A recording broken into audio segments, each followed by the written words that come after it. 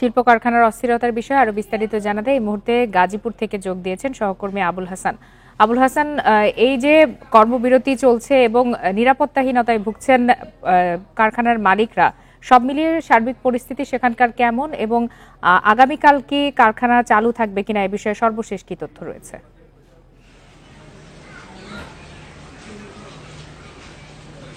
দেখুন, আজকের যে পরিস্থিতি আমরা সারাদিন দেখেছি, সকালে বিভিন্ন দাবি দাওয়া নিয়ে গাজীপুরের শ্রীপুর, বাঘের বাজার, রাজেন্দ্রপুর,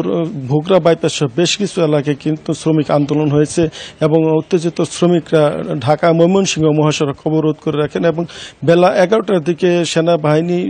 এবং পুলিশ সহ অন্যান্য আইনশৃঙ্খলা বাহিনীর সদস্যরা ঘটনাস্থলে গিয়ে তাদেরকে মহাসড়ক থেকে সরিয়ে দেন এবং প্রায় 4 ঘন্টা পর এই পরিস্থিতি কিন্তু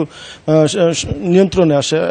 অপর একটি দিকে আমরা যেটি দেখেছি ভোগড়া বাইপাস এলাকায়, সেখানে বেকার সংগঠন নামে একটি শ্রমিক সংগঠনের ব্যানারে এখানে আন্দোলন হয় এবং সেখানে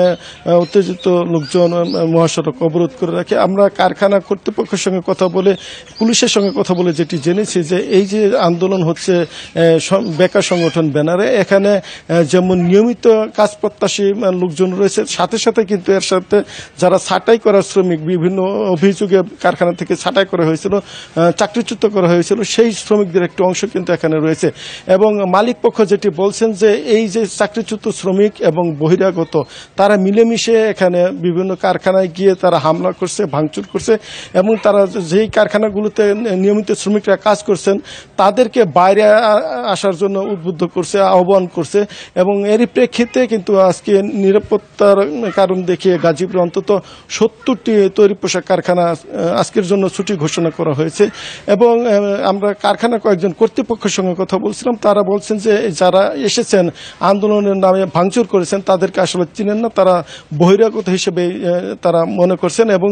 বলছেন যে কারখানার যেভাবে নিরাপত্তা বিঘ্নিত হচ্ছে, এতে করে তাদের উৎপাদন যেমন সমস্যায় পড়ছে, তেমনিভাবে বিদেশি বায়ার্স এবং ক্রেতা যারা রয়েছেন তাদেরকে সময় মতো শিডিউল দিতে তাদের ব্যাক পেতে হবে এবং সাময়িকভাবে একটি পোশাক খাতের নেতিবাচক বার্তা যাবে বলে এখানকার মালিকরা বলছেন এবং বলছেন যে